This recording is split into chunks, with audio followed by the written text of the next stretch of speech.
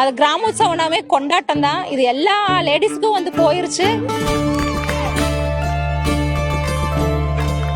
இன்னொன்று வந்து பார்த்தீங்கன்னா, நாங்கள் வெளியில் வந்து விளையாடுறக்கு ஆரம்பிச்சதுலேருந்து சுற்றி வர இருக்க கிராமத்துலையும் எல்லாரும் வெளியில் வரக்க ஆரம்பிச்சிட்டாங்க.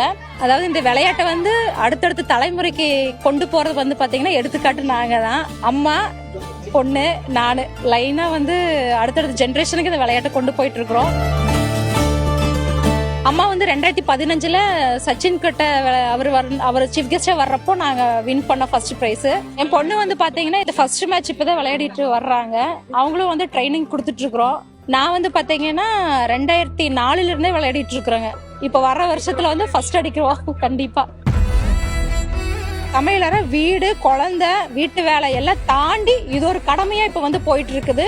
எவ்வளோ பிஸி ஷெட்யூலா இருந்தாலுமே அவங்க அதெல்லாம் ஒதுக்கி வச்சுட்டு இந்த ஒரு நாளுக்கு வேண்டி வெயிட் பண்ணி எல்லாருமே வந்துடுறாங்க. ரொம்ப ரொம்ப சந்தோஷமா இருக்குது.